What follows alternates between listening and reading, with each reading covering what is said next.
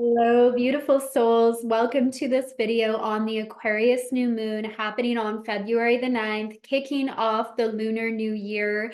This is the year of the wood dragon, which has a very magical quality to it. We're really tapping in to our power as the master alchemists in our life, recognizing our full creative potential. The year of the dragon is also marked by ambition and an accelerated pace. And this really kicks off with the Lunar New Year. So, for those of you who are new to me, a warm welcome. For those of you who have been on this journey with me for a while, I appreciate you so much. When I do these videos around the new and full moon, I'm sharing guidance from the Akashic records on how we can manifest with this energy in the highest timeline, the highest potential, not just for our life, but for the collective, for evolution on the planet. I'm also studying the astrological charts and the events that are happening around that. So I always share the chart for the new or full moon so you can have the visual representation of what is happening in the cosmos at this time. So be sure that you like and subscribe if this resonates with you. So I'm going to back up a little bit here to give an understanding of the energies that we are stepping into in February, because they're quite different than January. So we began the year with Mercury still in its shadow phase, its post-shadow phase, which tends to be a time where we are revisiting old patterns. So the things that emerge in our life are not new. We've seen them before, and ideally, we are now able to address them in a new way. We are able to look at the patterns that are repeating, whether that's in our finances. Maybe you're seeing the same pattern where you'll pay off a certain amount of money and then you're back to where you started. That would be a pattern. A pattern in relationships could be continuing to argue about the same thing over and over again. Perhaps a pattern in your business where you're noticing you're hitting the same amount of money each month. So these can occur in any area of our life. But when we have a repeating pattern, we know there's something that is happening on an unconscious level that is continuing to create that. So that post-shadow Mercury phase can help us see it through a new lens, because when we are consciously aware of something, we can choose again. We can choose to disengage with that pattern and to practice a new behavior. So a lot of January was about looking at those themes in our life and what we don't want to take with us into the new year, into these new energies. And this was just amplified in January when we had Pluto at the final degrees of Capricorn. So we're not only reflecting on how we want the year to go, the future we are stepping into, we're wrapping up a decade. We're looking at what has unfolded in our life over the last decade, and likely feeling like a whole new person, a new version of you, new belief systems, new goals, and really seeing how the work you have put in is paying off, whether that's the work on your healing journey, whether that's the actions you've taken. Probably all of it. You're seeing the results of the actions you have taken, basically, and of the inner work, of course. And because of that, January may have felt like a longer time. I feel like this comes up every year, though. I see the memes floating around like January being the longest month ever and feeling like it's lasting for an eternity. So again, very different as we move into February. So January, more of a reflective period, yet we were still very much feeling the new energies, but we were wrapping up the old, getting clarity on where we are going. Now kicking off with this new moon in Aquarius and the lunar new year, all planets are now direct. So there is an acceleration of energy here, especially over the period of the next few months where we'll continue to have all planets direct. It is also a time where we are calibrated a little bit more to the energies of this year. So every year has a distinctive theme and energy. Again, this year, I really see some big themes around leadership. A message that popped in from the record specifically pertaining to this new moon is operating in your zone of genius, recognizing the gifts and talents you have to share with the planet, no longer giving your power away, really owning your power, which is another big theme this year as well. So before I go further, I'm just going to pull up the chart here so we can dive right in and you can have a visual of some of this as well. So I'm going to enlarge that. So 20 degrees is where this new moon in Aquarius is happening. What makes it a new moon is we have the sun and moon conjunct in the same sign of the zodiac. So the Aquarian energy, which is really emphasized right now with Mercury in Aquarius and Pluto there as well, is really the visionary humanitarian of the zodiac. So it really is about thinking into the future, but breaking away from the boxes that we have placed ourselves in. Another word I'm really hearing for this new moon is liberation, breaking free. And from these higher levels of consciousness, it's not like there's limitations in these higher realms. It's more so that our human self creates them through our belief system and through the lens in which we see the world through. Do we see opportunity, possibility, and solutions?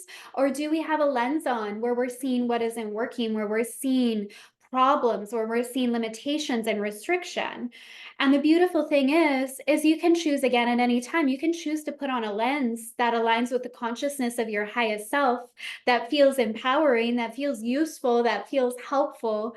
You can let go of those old ways of seeing the world. And this new moon is inviting you to do that, not only in your personal life, but there's a collective shift of really breaking out of those boxes. Now, Aquarius is a very interesting archetype because it also speaks to the individual. So even though it's very community focused, so you can see changes in your friendships and the groups that you belong to at this time, it also focuses on the individual. And each of us is a unique reflection of infinite intelligence. Infinite intelligence wants to be expressed through you, and that's a beautiful thing. We are each here on a unique path, on a unique journey, with unique codes to share with the world, a unique story to share, a unique journey. And Aquarius is about sharing that and appreciating what makes you unique, appreciating the diversity, appreciating that we are not all the same. We don't see the world the same way. And in fact, that's a good thing. We each have a new way, we each have a different way of seeing the world because we each have a different task and a different journey that we are here to walk out on the planet. So, again, the phrase that's coming through, operate in your zone of genius, step into your power, and become aware that what you do, the conversations you have, they matter, they contribute to the collective consciousness. So the main aspect at play with this new moon is a square with Uranus in the sign of Taurus. Uranus is also the ruler of this new moon as well. And Uranus is the disruptor, the rebel, the awakener. Anytime I talk about Uranus, I always like to distinguish between this idea of the disruptor versus the awakener. So things can feel disruptive in our life if we know it's time to change. We know we're just feeling stuck, but we're not making a change. We're just staying stubbornly where we are. And then things happen around us to spark that growth, to spark that change. It can feel disruptive. It can feel more like the awakening energy when we know that life is about change, evolution, and transformation. And the more that we lean in and go with that, instead of fighting the flow, instead of fighting the current, we allow ourselves to understand that we are always growing, we are always changing, we allow ourselves to keep up with what we desire. Otherwise, that comfort zone can feel safe, yet eventually we feel very bored. We feel very stuck. If we're feeling bored, if we're feeling stuck, if we're feeling like we're not meeting our goals or dreams, yes, of course, there's can be layers to that. A part of that is we've chosen comfort over growth for too long, and eventually it's no longer comfortable. The other thing I want to share around that is we can step out of our comfort zone and have tools and resources that regulate our nervous system. We can change the way we're seeing things so we're not seeing change as fear or danger. And instead, we're embracing it and trusting how supported we are by universal forces, by our spirit team as we embrace change. So, this new moon is very, very dynamic with that square to Uranus. Where are you called to change and grow? What do you need to change about your daily routine? Where are you feeling stuck? And just play with these questions. It doesn't mean you need all the answers right away. Just begin to play with this idea of how you are being called to grow and expand. Ask yourself what it would mean to step out of your comfort zone. How could you embrace more adventure? How could you try something new today? Some questions to play with this energy. Now, we also have Uranus, which again is the ruler of this new moon, forming a trine with Venus and Mars in the final degrees here of Capricorn. So Mars and Venus in Capricorn, especially at the final degrees, gives you a lot of persistence in achieving your goals. I often see people give up way too early on their goals. And it's like, well, you didn't achieve it. You didn't give yourself enough time. It doesn't mean you can't achieve it. It doesn't mean it's not going to happen. Sometimes we just need to hold the energy a little bit longer. We need to lock into our vision. And, Capricorn reminds us of that, as well as the foundation that we are creating. The Capricorn energy is actually not in a rush. It is more about creating a solid foundation, taking steps each day to get to where we want to go. But it's very determined. This energy is very determined. I like this trine with Uranus as well, because it does actually signify big growth and expansion. And again, seeing the results of the work that you have put in, seeing it come to fruition, and actively notice that. It's easy to bypass that because our mind tends to look at what needs to be fixed, what isn't working. So we have to retrain it to look at what is actually working, to notice how far we have come on our journey. And the more that we actively notice that and amplify that, the easier it is to see that progression and that evolution and that change occurring in our life.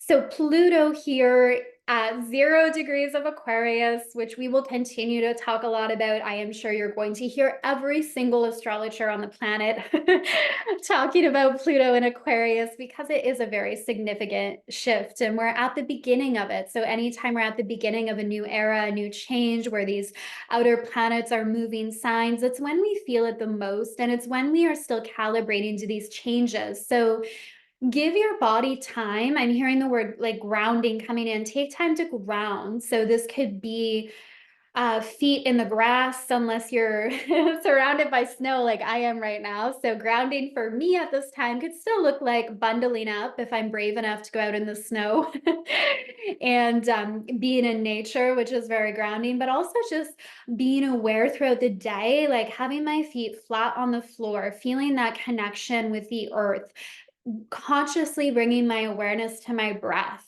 just feeling my feet on the floor, feeling the seat beneath me, focusing on my breath.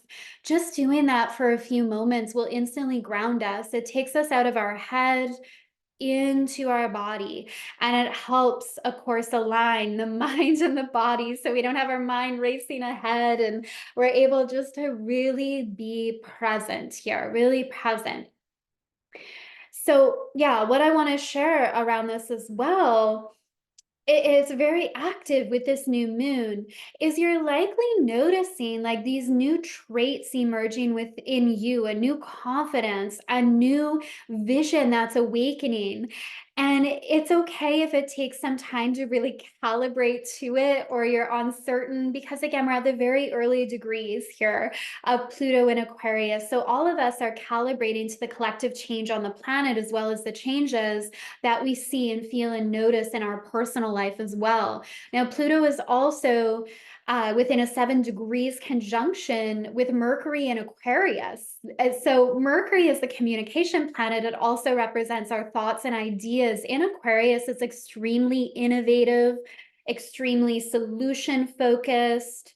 It really is about like out of the box thinking, which is where our creative ideas come from. We're not limiting ourselves. We're not calling ideas silly. We're not writing them off because we don't know how we're going to achieve it. This is like really innovative thinking here, especially conjunct Pluto. So I like this. This energy is very creative. And again, the phrase operate in your zone of genius. What is your zone of genius? What are the skills that you have? What are the creative gifts that you have? Like, whatever what's coming through now too is even looking at like the psychic intuitive abilities you have. Like, are you clairvoyant? Do you have the ability to see energy? And maybe you wrote that off and you thought everyone always had that gift. Maybe you're clairaudient, you hear messages, or you're clairsentient, like you just feel things so deeply. Don't downplay the gifts that you have. Especially with this Aquarius energy, we may have downplayed who we are, the gifts we have, because it didn't feel safe to share it with the world. We felt others wouldn't understand. They would call us crazy. They would criticize us. And this is like a time to not care, to not care about other people's judgments and projections. It's like stay in your magical lane, operate in your zone of genius. Yeah.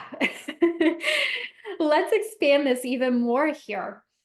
I love the sextile happening between Saturn and Jupiter. We have Saturn in Pisces, Jupiter in Taurus. This again speaks to expansion, new ideas, having a solid foundation. So this is where I'll speak to my clients about creating systems, structures, routines that support them in creating the results that we want. So first we anchor in the energy, and then from there we are led to systems or strategies that work with our blueprint. There is something about create a solid foundation that keeps coming through with this chart as well. So even reflect on that. What does that mean for you at this time? Often creating a solid foundation really does begin with our core belief system and our emotional response to things as well. What beliefs is it time to transcend? What emotions are wanting to be felt, navigated, work through? Remember your power as the alchemist of your life. When we know our power to shift energy, to manage our emotions, we don't fear them. We know that emotions do not define who we are. They are a temporary experience. We are greater than our emotions, and yet being human means we can feel our emotions without judgment, ideally. The other aspect here is Chiron conjunct the North Node in the sign of Aries, which we have throughout the year here.